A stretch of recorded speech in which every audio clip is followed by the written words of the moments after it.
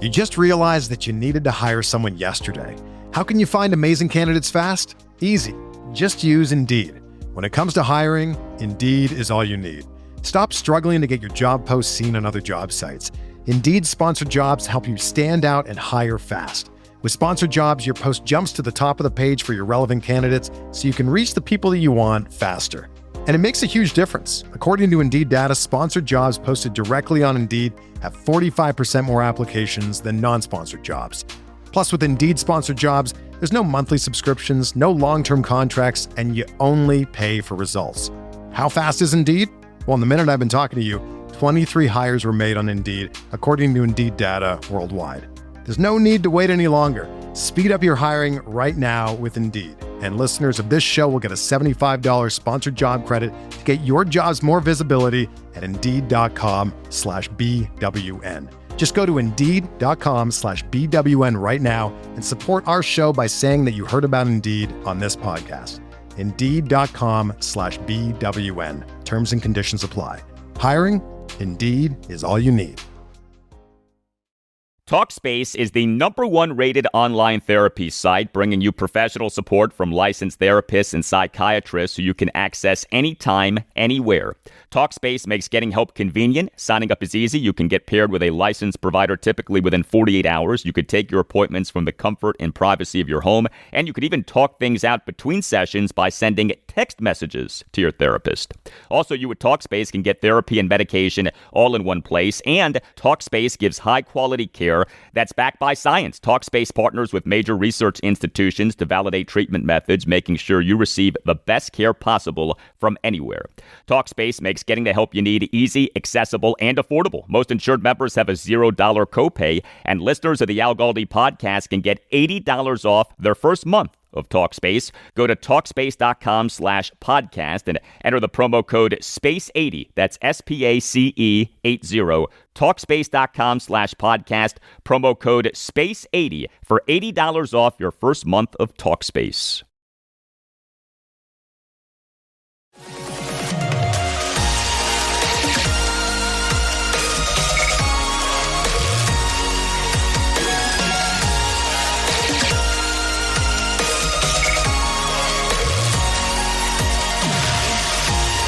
And away we go. Episode 1128 of the Al Galdi podcast. It is Thursday, August 7th, 2025, the day after the Commanders' joint training camp practice at the New England Patriots, the day before the Commanders' preseason game at the Patriots, and this day marks 1 month until the Commanders' 2025 regular season opener. Commanders versus the New York Giants at Northwest Stadium on Sunday afternoon, September 7th at 1. That is it. We are 1 month away from the start of our team's 2025 regular season. Hello and welcome to this Thursday installment of the Al Galdi podcast, which follows Washington, D.C. area sports so that you don't have to. It's a very simple arrangement that we have on this podcast. Next segment, in-depth coverage and discussion of the joint, the Commanders' joint practice at the Patriots on Wednesday, including key injury updates/reveals from head coach Dan Quinn, the plan for playing time for key Commanders players in the team's preseason game at the Patriots,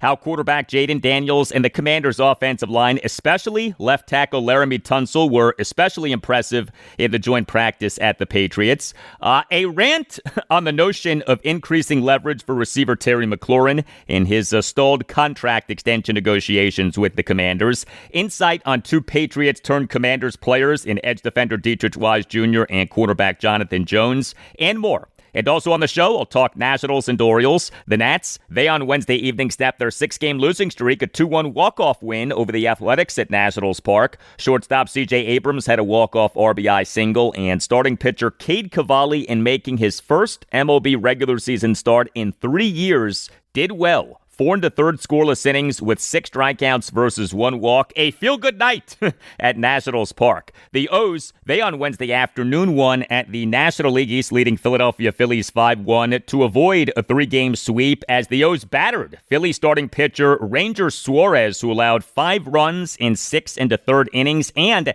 as Orioles starting pitcher Trevor Rogers again was terrific, 1 run in 6 innings with 6 strikeouts. You can hit me up on X at Al Galdi. You can email me the Al Galdi podcast at yahoo.com. Feedback on the Terry McLaurin situation off him having requested to be traded. And this feedback comes from the perspective of what truly matters in an NFL contract. NFL contracts, for the most part, are not fully guaranteed, unlike in MLB, the NBA, and the NHL. That is amazing, isn't it? The NFL is by far the most successful professional sports league in this country, and yet NFL contracts, for the most part, are not fully guaranteed, unlike in MLB, the NBA, and the NHL. From Jim D on X, writes Jim, what do you think of the notion that guarantees may matter more than AAV? Thank you for that, Jim. Email from Neil Mullen, writes Neil, hey Al, I need you to explain something Terry adjacent to me. Why is everyone in the sports media so fixated on AAV as a measuring stick for player contracts? If I get my kid to wash my car this week for $10 and tell him I'll pay him $90 to wash the car next week, but only if I decide I want to when the time comes, he can talk all he wants about a $100 2-week contract, but that wouldn't disguise the fact that I'm a miser. So why does everyone talk incessantly about Metcalf's 4-year, $132 million contract with an AAV of $33 million? His total guarantees in the deal are $60 million, and he isn't guaranteed a dime in year 3. He has a 2-year deal at $30 million per period. Sutton's deal is not 4 years, it's 2 years, $20.5 million per year guaranteed.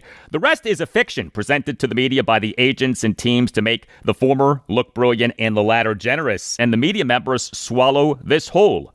This should work to the team's advantage with Terry. If it is reluctant to pay a 34-year-old big money, the team can convert Terry's contract this year to guaranteed money, which it is effectively, no matter what, give him 2 more years at $28 million per, fully guaranteed, and then tack on a non-guaranteed year for $36 million or whatever it takes to make the agent feel good. Presto! $31 million AAV. His agent gets to crow about years and dollars that are entirely fictitious. Terry gets $71.5 million actually guaranteed, $10 million more than Metcalf, and the team is out of the Terry business after 3 years, unless it wants to stay in. Everybody's happy. Thank you for the email, Neil. Excellent email. I hit on this briefly during the opening segment of Wednesday's show, episode 1127. Guaranteed money matters more than average annual value, AAV, no doubt. The reason that AAV is coming up so much in the Terry McLaurin discussion is that the reporting from national NFL insiders on the situation so often has included what McLaurin wants from an AAV standpoint. So we, in reacting to those reports, mention and analyze AAV. Why AAV gets used at all in NFL contract conversation is interesting to me. I think there are a few reasons. Number one, players and agents do care about AAV, perhaps foolishly so, but they do care about AAV, and that's part of why national NFL insiders are talking about the McLaurin situation from an AAV standpoint. Number two, AAV is a simple, easily digestible concept that gets used in talking about contracts in MLB, the NBA, and the NHL. Even though, as mentioned, NFL contracts for the most part are not fully guaranteed, unlike in MLB, the NBA, and the NHL. And number three, and this is maybe the most key point of all, what exactly constitutes guaranteed money in an NFL contract can be confusing. There are 2 types of guaranteed money in an NFL contract: practical guarantees and money fully guaranteed at signing.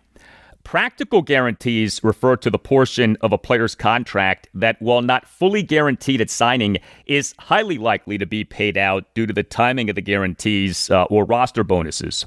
Money fully guaranteed at signing is just that. Money that the player is absolutely 100% guaranteed to get upon signing the contract. Not right away, but eventually. The media all of the time is unclear when reporting on NFL contracts whether the guaranteed money being reported on is practical guarantees or money fully guaranteed at signing. That is one of my biggest pet peeves with reporting on NFL contracts. As you may notice, I on this podcast basically, whenever referring to guaranteed money in an NFL contract, refer to money fully guaranteed at signing. And I'm clear about that because that to me is what matters the most with an NFL contract. How much money is that player absolutely 100% guaranteed to get upon signing the contract? The truth about money that's practically guaranteed is that it isn't guaranteed. The phrase practical guarantees is an oxymoron. Now, the contract for Pittsburgh Steelers receiver DK Metcalf reportedly has $60 million fully guaranteed at signing. That, to Neil's point, is what should be most relevant to the Terry McLaurin conversation, to whatever extent you believe that the Metcalf contract is relevant to McLaurin.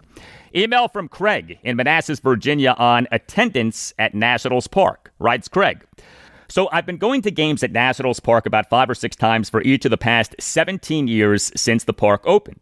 I was at this past Friday night's game against the Brewers. After such a brutal summer, it was a beautiful cool evening with a game time temperature of 73 degrees. I was up at the scoreboard pavilion about 30 minutes before first pitch and looked around after having no line at all to buy a drink and observed in shock at how empty that bar area and the rest of the park were compared to other Friday games over the years. Attendance was around 25,000. That used to be a normal figure for midweek games. The attendance should have been at least 35,000. Even with the Nationals' disappointing season, it still was a baseball game against the team with the best record in the majors. This also was a triple promotion night with post-game fireworks. Then the Nats only had 29,000 on Saturday on a bobblehead game and only 20,000 for a kids' growth poster game on Sunday. Of course, this was coming off the trade deadline and the losses of players. Fans' morale is very low with the record and temporary GM and manager situation. Not much to get excited about. As you have stated well, it's now very obvious and sad that this rebuild is failing. The Lerners are one of the richest owners in MLB, but that wealth is mainly from their commercial real estate empire, and I'm not sure if they keep that money separate from the Nationals' money or not, but the team can't be generating too much revenue. Hopefully better days are ahead, and Nationals Park will be packed once again. Thank you for the email, Craig. There right now from Nats fans is an anger, the likes of which we have not had since the team moved from Montreal to Washington, D.C. in the 2004-2005 offseason. Fans are furious about the state of the team and are furious at ownership, the Lerner family. I'm seeing this anger on X all of the time. We at Nationals Park are getting chance of sell the team. And as Craig outlined in his email, attendance isn't so great. The Nats are in the midst of a 6th consecutive losing regular season. The rebuild isn't working, and there are big-time questions about how committed the Lerner family truly is to owning the team and spending money on a team. And as we've talked about, the spending isn't just about spending on players. The spending also is about spending on infrastructure. But something perhaps as telling as anything with the Lerner family was the nugget that Nats insider Andrew Golden of the Washington Post had in a post on X on July 31st, what was 2025 MLB trade deadline day, which included the Nats trading closer Kyle Finnegan to the Detroit Tigers. Quote, quick contract note about Kyle Finnegan. The Nationals deferred Finnegan's 1-year, $6 million contract this year, $2 million in 2027 and $2 million in 2029. The Tigers will take on the prorated portion of each payment, so about a third of each $2 million payment, end quote. Now, the Lerner Group is known for deferring money in big money contracts. We know that. That's one thing. But that the Lerner Group deferred money in a 1-year, $6 million contract is another thing. A 1-year, $6 million contract in today's MLB is peanuts. The suspicion with the Lerner family for years now has been that it has a cash flow problem due to the family's main business, commercial real estate, having plummeted since the COVID shutdowns. We don't know the specifics of the family's finances, of course, but how do you not wonder about that when the Nats have deferred money in a 1-year, $6 million contract for Kyle Finnegan? And if the Lerner Group does have a cash flow problem, then that, of course, is not promising for this team, spending money on players and infrastructure moving forward, unless the team gets sold. And I hope that the team gets sold, but there's no certainty that the team is going to get sold. Learning a new language opens the door to new friends, new cultures, and maybe even a whole new life. So why not start the journey today? There's over a dozen languages available to learn at your own pace so you can achieve your goals with material tailored to your individual proficiency level, interests, and time availability. I'm finally learning French after taking classes in high school and thrilled to finish what I'd started years ago. And my favorite part about Babbel is that it's dialogue-based. It helps me to actually practice conversations, and the speech recognition ensures I'm saying words correct them all. So get talking with Babbel. I want you to learn another language, so I'm teaming up with Babbel to gift you 55% off subscriptions, but only for our listeners at babbel.com/Blue Wire. Get up to 55% off at babbel.com/Blue Wire. Spelled BABBEL.com/Blue Wire. Babbel.com/Blue Wire. Rules and restrictions may apply. You just realized that you needed to hire someone yesterday. How can you find amazing candidates fast? Easy. Just use Indeed. When it comes to hiring, Indeed is all you need. Stop struggling to get your job posts seen on other job sites. Indeed sponsored jobs help you stand out and hire fast. With sponsored jobs, your post jumps to the top of the page for your relevant candidates so you can reach the people that you want faster. And it makes a huge difference. According to Indeed data, sponsored jobs posted directly on Indeed have 45% more applications than non-sponsored jobs. Plus, with Indeed sponsored jobs, there's no monthly subscriptions, no long-term contracts, and you only pay for results. How fast is Indeed? Well, in the minute I've been talking to you, 23 hires were made on Indeed, according to Indeed data worldwide. There's no need to wait any longer. Speed up your hiring right now with Indeed. And listeners of this show will get a $75 sponsored job credit to get your jobs more visibility at Indeed.com/BWN. Just go to Indeed.com/BWN right now and support our show by saying that you heard about Indeed on this podcast. Indeed.com/BWN. Terms and conditions apply. Hiring? Indeed is all you need.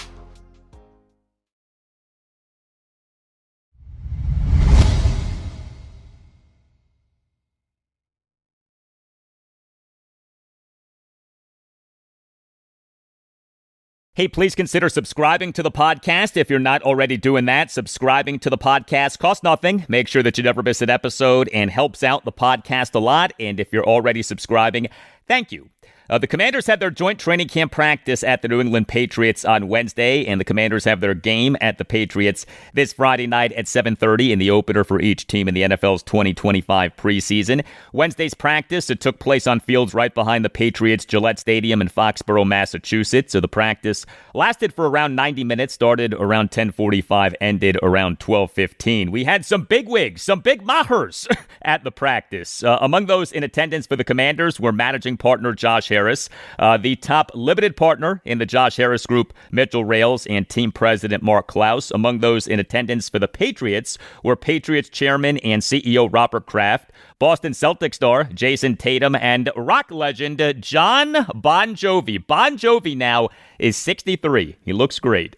More on the practice in a bit, but during Commanders head coach Dan Quinn's pre-practice press conference on Wednesday morning, had some injury news and got some insight on who is and isn't likely to be playing at the Patriots on Friday night. So 7 Commanders players did not travel to Massachusetts for Wednesday's joint practice at the Patriots due to injury. Those players, receiver Terry McLaurin, due to him being on the active/physically unable to perform list due to an ankle injury.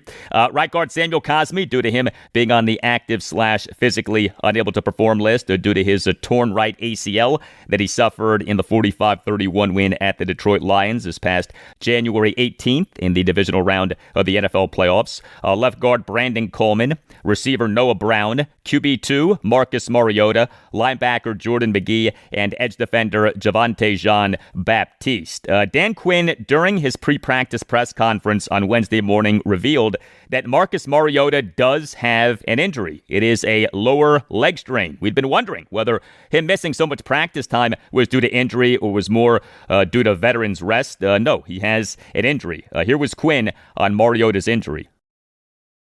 Like just a lower leg strain, but he's going to be, hopefully as we assess into next week, in good shape. This was really one to say, man, let's make sure we're not dealing with it back and forth. So it's more of a place to let's get him all the way back.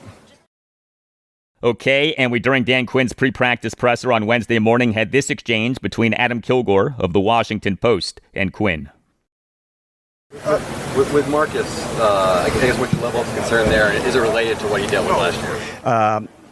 The concern level is low. I'm anticipating coming into next week to see where he's at. I think we're, 7 to 10 days, something to that spotty.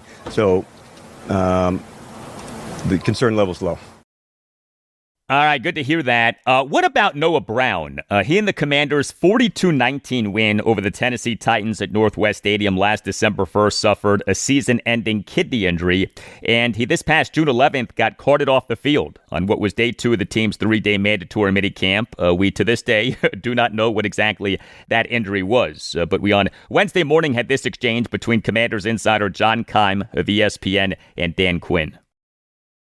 Noah's been in and out. What have you been able to see from him, and what are your expectations over the next? You know what we did, John, with Noah coming back, over the summer from the knee, just making sure we don't miss one step. So we almost reset it just to make sure he's not missing one part of it, and he's chomping at the bit to go. Again, I see a little bit like Marcus in this instance. Early August, we're trying to really extend this ramp up, the strength, the movements. As a wide receiver, some of the biggest things is your deceleration, your ability to go stop. That sometimes can put the most stress onto things. And so we'll work hard at that just to make sure there's pain-free in every way we do that. So he's close for sure. Yeah, Noah Brown does have a significant injury history, especially over the last 2 years, so the team does need to be careful with him. What is unclear is whether what's keeping him out now is the kidney or the injury from June, and maybe the answer is both.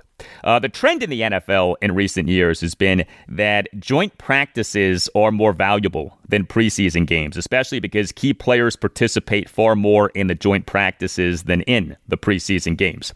The truth is that the most important thing for the Commanders in this trip to Massachusetts is this joint practice that happened on Wednesday, not the preseason game that's happening on Friday night. And so when it comes to whether key Commanders players will play on Friday night, while Dan Quinn on Wednesday morning did not give us a definitive answer, the answer does appear to be no. This was Quinn during the opening statement of his pre-practice press conference on Wednesday morning. Having a joint practice and a game is good for us, for Adam and myself, for a lot of reasons. The first one is evaluations.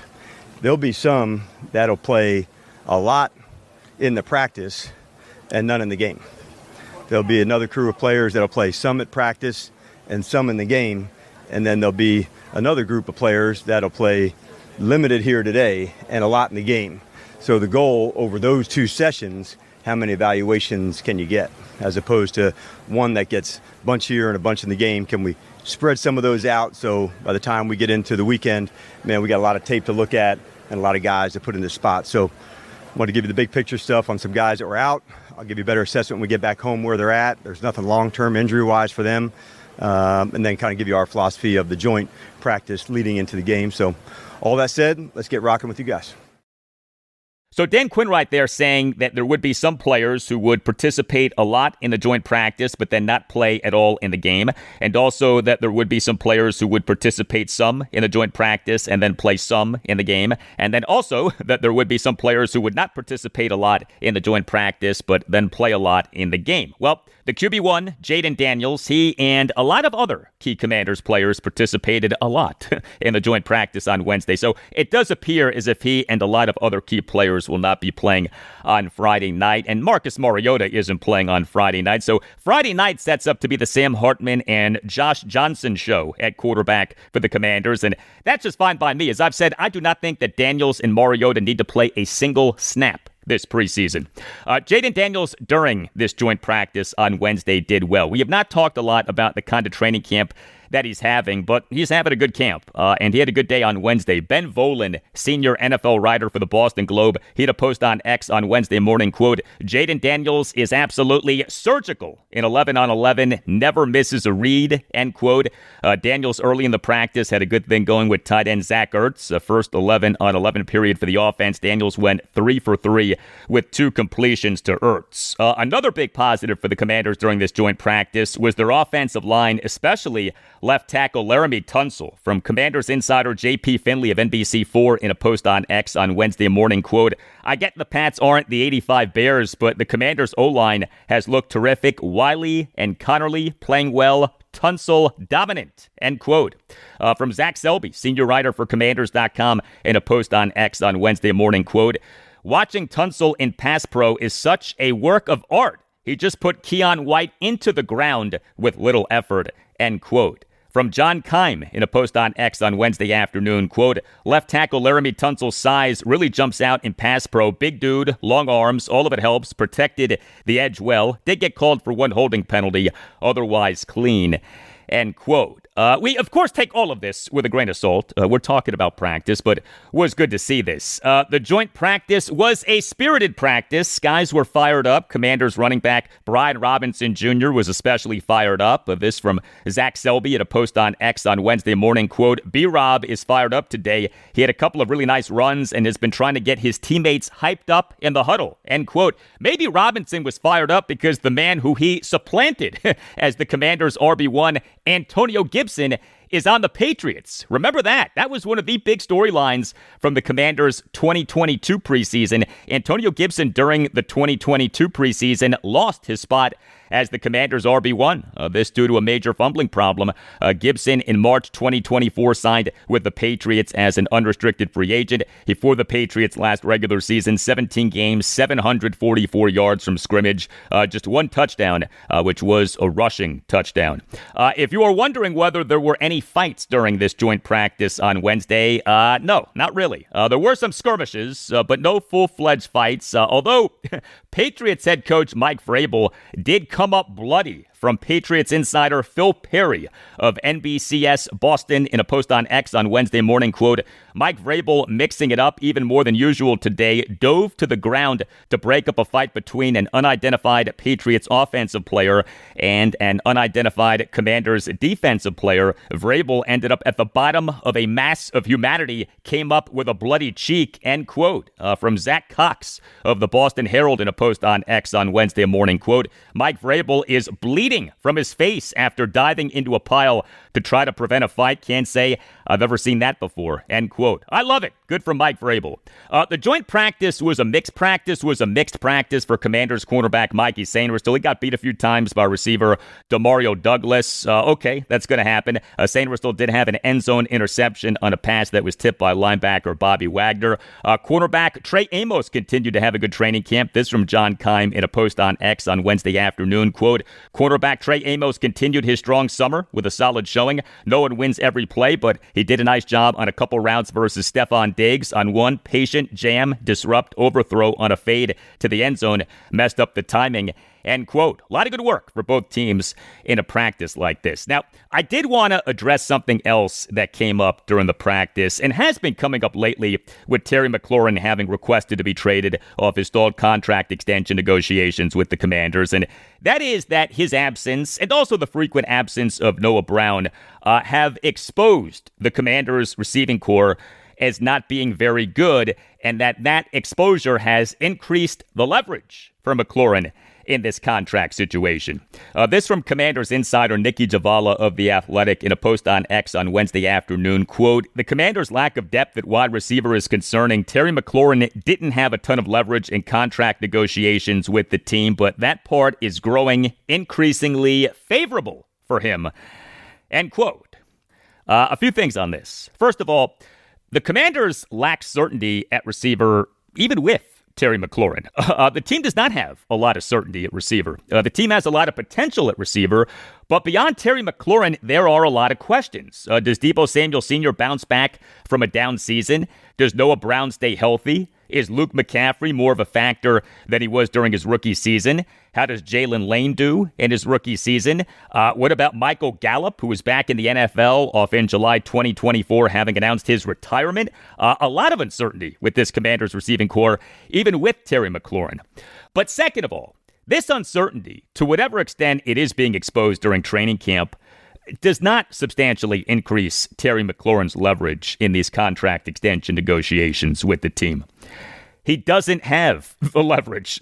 There's nothing that he can do to get the leverage. There's nothing that can happen to give him the leverage.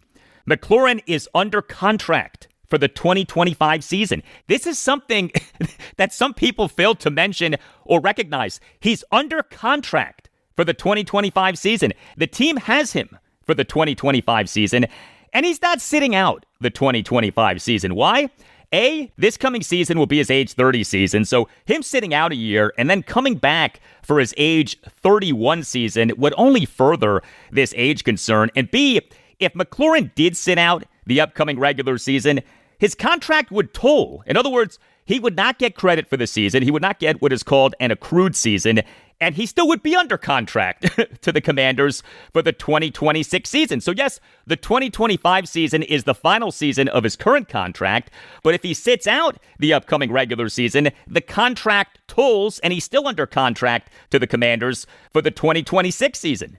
Adding to all of this is that the Commanders have the tool that is the franchise tag. McLaurin is under contract for this coming season, and then the Commanders could franchise tag him for the 2026 season and even the 2027 season. So 3 more years of team control, his age 30 through age 32 seasons. If the team is that concerned about the age issue, then this approach is not nuts. Play the situation year by year and never have to worry about being locked into some burdensome contract for a fading player. Commanders general manager Adam Peters doesn't have to get a contract extension with Terry McLaurin done. That's the dirty little secret in all of this. Peters doesn't have to get an extension with McLaurin done. McLaurin needs an extension far more than the team does. And I say this as someone who is a huge Terry McLaurin fan. I, for years, have called him a top 10, top 15 receiver in the NFL. There are plenty of people in the local media who do not do that. I do. I think he is a top 10, top 15 receiver in the NFL. But the truth is the truth. He, in these contract extension negotiations with the team, does not have the leverage. And no framing or reframing of the situation by fans or media members changes that. Terry McLaurin's agent, Buddy Baker, could give McLaurin a giant sign that says the word leverage. And McLaurin still would not have the leverage in this situation. A few more things from the joint practice on Wednesday. 2 Patriots-turned-Commanders players came up during Dan Quinn's pre-practice press conference on Wednesday morning, talking about edge defender Deatrich Wise Jr. and cornerback Jonathan Jones, each of whom the Commanders signed as an unrestricted free agent this past March. Here was Quinn on Wednesday morning on Wise and Jones. Yeah, I think it started for me like a really high level of professionalism. Like, these are 2 guys that really bring a good standard to our team. There's a number of players on our team that have those kind of standards, like Jonathan and Deatrich. I think of players like Nick Ballore or Jeremy Reeves, and I could go on and on about players, but you'd be surprised when all these players have these really high standards and they're around one another, things just start to lift. They're able to affect some of the younger players who are learning their way. So they've been excellent for us. You know, they're not brought here to coach. They're brought here to play, and we need them. But they do have really high standards about how they do things and how they do business. I'd spoken to them like, it'll feel weird today. Most of us have been on another team or been back to that spot. So expect it to feel weird and then like go do your thing. So they both did excellent work during their time here. And I brought that up even with some of our coaches, you know, who did great work here. Izzo and Wes, and same thing, with Adam. Like, all those guys put significant time into here and did great work. And Jonathan and Deatrich, are right in that conversation as well. Well, the 2025 season will be Deatrich Wise's age 31 season. He was taken by the Patriots in the 4th round of the 2017 NFL Draft out of the University of Arkansas. He spent his first 8 NFL seasons with the Patriots. Wise has been a very durable player. He, over his 8 regular seasons with the Patriots, played in 126 of a possible 132 games. The 2025 season will be Jonathan Jones's age 32 season. He spent his first 9 NFL seasons with the Patriots, who signed him as an undrafted free agent out of Auburn in May 2016. He has extensive NFL experience as both an outside corner and a slot corner, though with Marshawn Lattimore, Mikey Sainristil, and Trey Amos as the Commanders' presumed top 3 corners in some order, I do wonder how much playing time Jones will get if everyone's healthy. Dan Quinn on Wednesday morning on what stands out about Jonathan Jones and Deatrich Wise. The speed with Jonathan, it's so evident. Although he's a veteran, man, like, the guy can absolutely fly. So sometimes you see a change in that. And so for him, the speed of staying attached, playing man-to-man, that was a big deal. For Deatrich, it was really at the padded times you want to see, this is a strong man. And so could we ask him to do those things, play really square and do that? So we've been super pumped with both of them. All right. How about a player who used to play for Washington and now plays for the Patriots? I earlier mentioned Antonio Gibson. Also on the Patriots is right tackle Morgan Moses. So the Redskins took him out of the University of Virginia in the third round of the 2014 NFL Draft. He played for Washington for the 2014 through 2020 seasons. He played for the New York Jets for the 2021 and 2024 seasons and played for the Baltimore Ravens for the 2022 and 2023 seasons. He signed with the Patriots as an unrestricted free agent this past March. Here was Moses during a post-practice session with reporters on Wednesday afternoon on the state of the Commanders.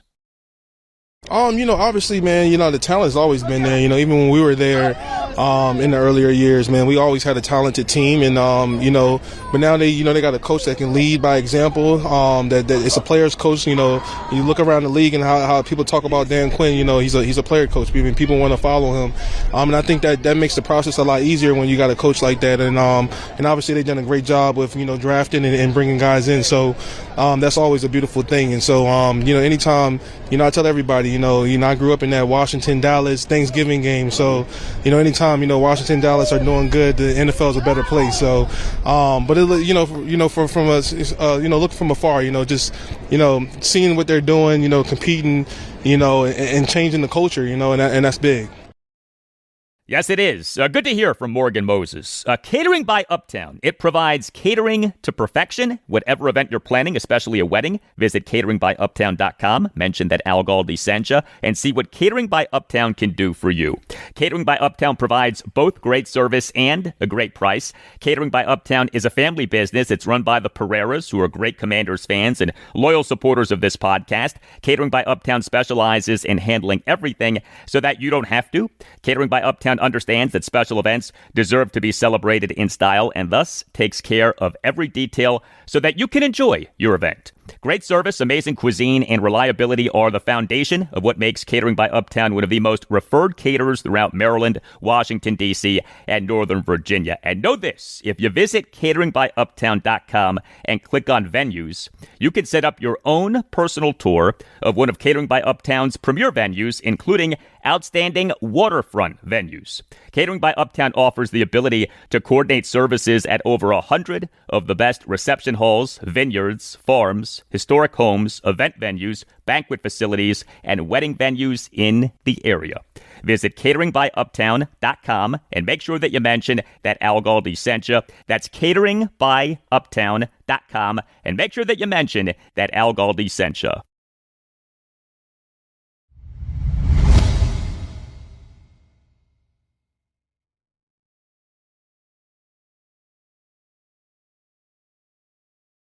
It is just one start, and it came against a bad team, but given his path to the start, and given how things have been going for the Nationals, you had to be pleased with how starting pitcher Cade Cavalli did on Wednesday evening. The Nats on Wednesday evening won. Yes, I said the Nats on Wednesday evening won. A 2-1 walk-off win over the Athletics at Nationals Park in Game 2 of a 3-game series. The victory ended the Nats' 6-game losing streak, during which they were outscored 70-26. The Nats in MLB's 2025 regular season now are 45-68. Second worst record in the National League. The Athletics in this regular season now are 50-66. Second worst record in the American League. And Cade Cavalli, all things considered, did well. The Nats on Wednesday afternoon announced having recalled Cavalli from AAA Rochester. They took him out of the University of Oklahoma with the number 22 overall pick in the 2020 MLB draft. But he, due to injury and ineffectiveness, had made just one major league regular season start, which was all the way back on August 26, 2022.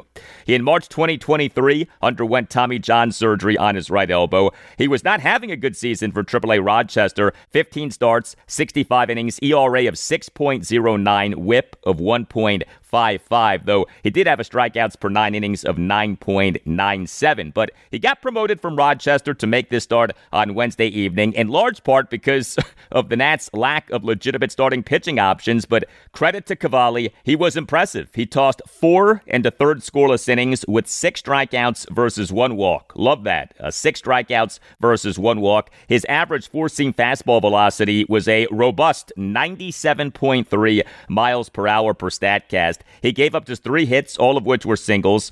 He threw a lot of pitches, but also a lot of strikes. 88 pitches, but 59 strikes versus just 29 balls. And his pitch count was high, thanks in part to 2 throwing errors by the Nats. A throwing error by second baseman Paul DeJong in the top of the 3rd, and a throwing error by shortstop C.J. Abrams in the top of the 4th. So the biggest negative for Cavalli in this outing, the pitch count, was not entirely his fault. As I said, this was just one start, and it came against a bad team. But right now, if you are the Nats, you take whatever positives you can get, especially with Cavalli. Here was Nats interim manager Miguel Cairo during his post-game press conference on Wednesday night on Cade Cavalli, and then you'll hear multiple follow-up exchanges. Cavi was awesome. Just one inning, they threw a lot of pitches, but beside that, that was impressive. It was nice to see 100 miles per hour with a nasty change, a nasty curveball. It was awesome. Obviously, Cade's known for his fastball, but his breaking ball, his curveball, his changeup really good tonight. What did you make of his secondary pitches and how he was? I'm gonna tell you, that's elite as you can get right there. And I know he was a little, feeling good because he's been away from the big leagues and from pitching and this stage for a while, and it was nice to see him go out there and perform like that. What did you see from him being able to pitch through? Like any nerves, any emotions? He looked you can tell that he was pumped up, and that adrenaline was going 100 miles per hour. But he made his pitches, and it was nice to see him perform like that. It was refreshing. Why was it so nice and refreshing for you? I just, he went and attacked the hitter that first inning, 1, 2, 3. Second inning, it was nice to see him, be here with us and helping us. That was a big help right there. For him to get started right away, 1, 2, 3 in the first like that, did that tell you that he was going to be in a good place? Oh, he was, it was, when you're in the minor leagues and you spend, so many, months, year rehabbing and going through injuries and come back to that first aid and throw like the way he threw, we're so happy for him. It was nice to see him, getting in the mount and helping us. He threw 14 first pitch strikes out of 19 batters that you faced. When he's able to get ahead like that, how does that impact his game? When you throw first pitch strike, you're gonna have a chance. And with the secondary pitches that he has, a really good curveball and the changeup, it was impressive. Yes, it was. Cade Cavalli, Cavi, as he was called by Miguel Cairo. Good stuff. Here was Cade Cavalli during his post-game session with reporters on Wednesday night. My head was just putting our team in a position to go win a ball game, and that's where I was at. And I'm glad I was able to contribute a little bit today, and it was awesome seeing us get a dub. I think you had 100 in the first inning. Were you feeling kind of amped up early on, and I guess what's going through your head early on? Yeah, I felt good. Just trying to execute, and Riley, he was calling a great game, giving me a lot of confidence, and that for sure played into it. Pete, what does today mean to you? It means a lot. It's been a long, almost 3 years now. It was just great being on that mound again. There's been a lot of lead up to it, and I pictured that day a lot, and I'm just glad it was finally here and that we were able to get a win. The way you pictured it, did this exceed expectations? How did it compare? Yeah, it was great. I felt good. Riley called a great game, and just like I said, he gave me a lot of confidence. And when I'm up there with a lot of confidence, it always feels great. And it exceeded expectations. I was really happy with it. Knowing how much you'd been looking forward to this for such a long time, how did you not let that get to be too much emotion and go out there with the proper amount and channel it the right way? Yeah, I think that these last 3 years I've been trying to build my mind for that moment, and like I said, I visualized it a lot. So when I got out there, I felt very comfortable, and I was just ready to rock. What were you feeling when you were coming out of the game and you got a standing ovation from the fans? I guess what was going through your mind at that moment? Just a lot of gratefulness to be there. I was just thanking the Lord for having me be healthy and able to contribute for this team. I've wanted to since 2020 when I got drafted, and it felt great being able to do something in a ball game that helped us get closer to a win. It was a tight ball game, and obviously it was the whole way through. But you guys are being no hit until Riley hits the home run. Yeah, that was awesome. He jumped on that ball, and that was great to see. There are obviously two different circumstances, but how would you compare the emotions of your debut to your comeback tonight?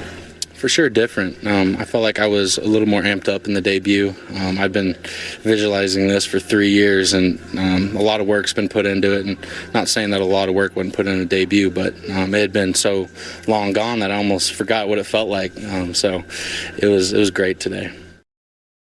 All right, good work by the Nats bullpen in this 2-1 walk-off win over the Athletics on Wednesday evening. 4 Nats relievers combined to allow 1 run in 4 2/3 innings. Connor Pilkington allowed 1 run in 1 1/3 innings. He, in the top of the 6th, gave up a leadoff first pitch home run by Tyler Soderstrom to right field for a 1-0 A's lead. But Cole Henry faced 3 batters and got 3 outs, 2 of which were swinging strikeouts. Shinosuke Ogasawara tossed 1 1/3 scoreless and hitless innings. And Jose A. Ferrer tossed a perfect top of the 9th. And Miguel Cairo, during his post-game presser, did declare that Jose A. Ferrer is the Nats' new closer, with closer Kyle Finnegan having been traded to the Detroit Tigers on July 31st, what was 2025 MLB trade deadline date. One of these days, we'll have an actual save opportunity for the Nats in one of these games. By the way, the corresponding roster move to the Nats recalling Cade Cavalli from AAA Rochester was the team late night on Tuesday night announcing having option reliever Andre Lara to AAA Rochester. Also, the Nats on Tuesday afternoon announced having option reliever Zach Brixey to AAA Rochester. So the Nats pitching in this 2-1 walk-off win over the Athletics on Wednesday evening was very good, and the pitching needed to be very good because the Nats offense in this game was not good. The Nats scored just 2 runs, totaled just 4 hits, worked no walks, and went 1 for 2 with runners in scoring position. The 4 hits were a home run, a double, and 2 singles. The Nats struggled against Athletics starting pitcher Jeffrey Springs. He allowed 1 run in 6 innings with 5 strikeouts versus no walks. But the Nats did win. C.J. Abrams, he is the Nats starting shortstop and number 1 batter, went 1 for 4 with a walk-off RBI single. He did commit that throwing error, but Abrams in the Nats 1-run 9th had a walk-off, 1 out, opposite field, RBI single to left field on a 1-2 pitch for a 2-1 Nats win.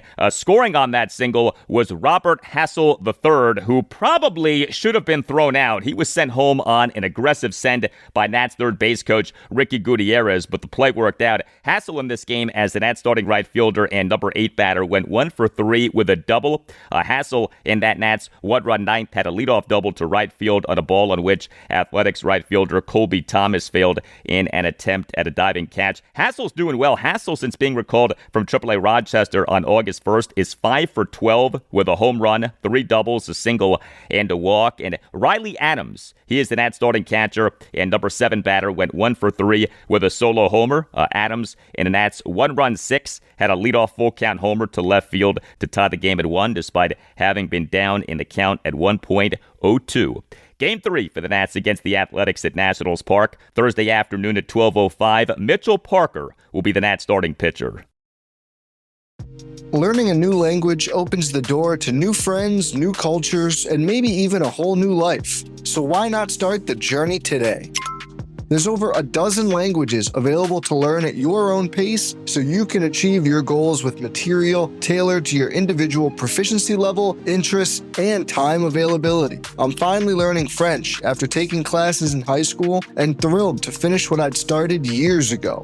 And my favorite part about Babbel is that it's dialogue-based. It helps me to actually practice conversations, and the speech recognition ensures I'm saying words correct them all. So get talking with Babbel. I want you to learn another language, so I'm teaming up with Babbel to gift you 55% off subscriptions, but only for our listeners at babbel.com/bluewire. Get up to 55% off at babbel.com/bluewire, spelled BABBEL.com/bluewire. babbel.com/bluewire. Rules and restrictions may apply.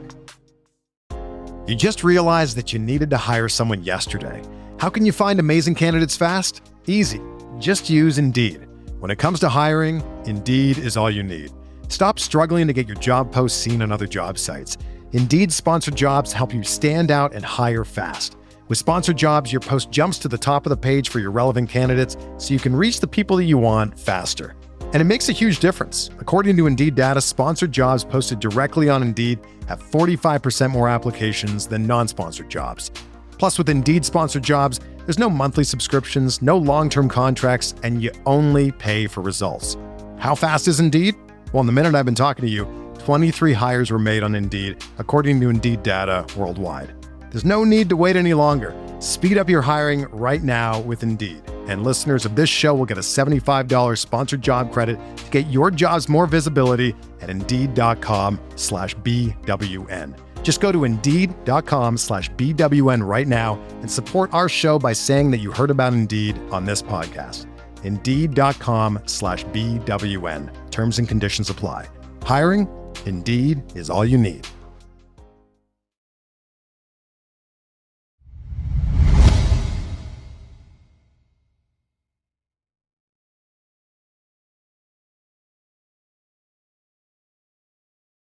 Well, the Orioles on Wednesday afternoon faced one of the best pitchers in the majors this season and won. Go figure. A 5-1 win at the National League East leading Philadelphia Phillies on Wednesday afternoon to avoid a 3-game sweep as the O's, Joe Angel, were back in the win column.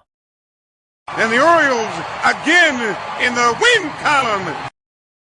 Yes, Joe, the win column of the O's in MLB's 2025 regular season now are 52-63, third worst record in the American League. But the O's on Wednesday afternoon had their way with Philly starting pitcher Ranger Suarez, who allowed 5 runs in 6 1/3 innings. Ranger Suarez, for this regular season as of games through Tuesday, was number 7 among all pitchers in the National League in wins above replacement per Baseball Reference at 3.6. He had been awesome, but the O's on Wednesday afternoon got to Ranger Suarez. So the O's for this game scored 5 runs and totaled 10 hits, which were a home run, 3 doubles, and 6 singles. The O's did work no walks, but the O's went 3 for 4 with runners in scoring position. Good game for Kobe Mayo. He is the Orioles starting first baseman and number 6 batter. Went 2 for 3 with a 3-run homer and a single. Mayo in an Orioles 4-run fourth had a first pitch 3-run homer to left field for a 4-0 Orioles lead. The homer went a projected 421 feet per StatCast. I want to see Kobe Mayo play a ton the rest of this Orioles season. He is a promising player. The O's need to find out what they have in this guy. Here was Orioles interim manager Tony Mansolino during his postgame session with reporters on Wednesday afternoon on Kobe Mayo. Listen, there's going to be good days and bad days for Kobe. So today was a good day. We're happy for him. And, hopefully he builds on it going forward. We don't expect him to become a star player right now. We expect him to become a really good player within the next couple of years. Today's a good day. He's going to have some good moments. He's going to have some bad moments. As long as he continues to build and work with our coaches and work on the swing and be open-minded and get better as opposed to trying being comfortable, then he will become what he can become earlier than not. Yeah, good answer there from Tony Mansolino on Kobe Mayo. The O's took Mayo in the 4th round of the 2020 MLB draft out of Marjorie Stoneman Douglas High School in Parkland, Florida. Marjorie Stoneman Douglas High School, the site of a horrendous mass shooting in February 2018. Mayo at the time a sophomore at the school. The Orioles starting pitcher in this 5-1 win at the Phillies on Wednesday afternoon was Trevor Rogers, and he again was really good. He allowed 1 run in 6 innings with 6 strikeouts. He did give up 8 hits, which were a triple and 7 singles. He issued 2 walks. He threw a lot of strikes, 104 pitches, 73 strikes, just 31 balls. What is happening with Trevor Rogers is remarkable. The O's on July 30th, 2024 announced having traded outfielder Kyle Stowers and second baseman/outfielder Connor Norby to the Miami Marlins for Rogers in a trade that had looked so bad with how well Stowers is doing. Rogers was so bad for the O's in the 2024 regular season that they last August 22nd, less than a month after acquiring him, announced having optioned him to AAA Norfolk, and then Rogers was on the 15-day enter list from this past March 27th, retroactive to March 24th to May 11th, due to a right knee subluxation that he suffered during a workout this past January. But Rogers now at the major league level this regular season, 10 starts, ERA of 1.44, whip of 0.83. He has been outstanding, and he grinded his way through this start at the Phillies on Wednesday afternoon. This was Tony Mansolino during his postgame session with reporters on Wednesday afternoon on Trevor Rogers. Yeah, there's some hits. There's a little bit of traffic. You got the ground ball when he needed it a couple times. One time we didn't get it turned over, but he made the pitches in the big spots. Again, it's a series contending team. It's a really good lineup. There's a bunch of righties in there. Navigated it. Stopped kind of where we were at and gave us a chance to win. Yes, he did. Here was some of Trevor Rogers' post-game session with reporters on Wednesday afternoon. We begin with an exchange between Orioles insider Roch Kubatko of MASNsports.com and Rogers, and then you'll hear a follow-up exchange between Orioles insider Jacob Calvin Meyer of the Baltimore Sun and Rogers. I know you'd rather kind of cruise through a start, but is there satisfaction when you kind of have to grind a little bit like this and only one run? Oh, 100%. This outing was huge for me. I couldn't tell you how many times they stuck it to me when I was in Miami. So just go 6 solid innings with 1-run baseball, and get out of some tough jams, and really give our team a chance after that 3 or 4 run inning there. This was huge for me. Obviously not just for me, but for the team. We've been scuffling a little bit, and just glad we were able to pull out a win there. When they get straight hits or get a couple guys on base, do you feel like you're maybe more mentally prepared or more mentally strong to be able to get through jams like that than you were a year ago, 2 years ago? Yeah, 100%. I think just the mental skills training that I've been doing the past couple months has really prepared me in those situations, and really just able to keep my composure and not let the moment get too big, and really focus on executing the pitch, and let them beat me, because there's been a lot of times in the past where I beat myself, and wasn't trying to let that happen today. Yes, sir. And the Orioles bullpen in this 5-1 win at the Phillies on Wednesday afternoon was good. 2 Orioles relievers combined for 3 scoreless innings. Deatrich Wise was dominant. He tossed 2 scoreless innings with 5 strikeouts. He threw 29 pitches, 21 strikes versus just 8 balls. And Keegan Aiken tossed a scoreless and hitless bottom of the 9th. No game for the O's on Thursday. Next up for them is a 6-game homestand beginning with a 3-game series against the team that the Nationals are currently playing, the American League worst Athletics. Game 1 Friday night at 7:05, Tomoyuki Sagano will be the Orioles starting pitcher. Game 2 Saturday night at 7:05, Brandon Young will be the Orioles starting pitcher. Game 3 Sunday afternoon at 1:35, Cade Povich will be the Orioles starting pitcher.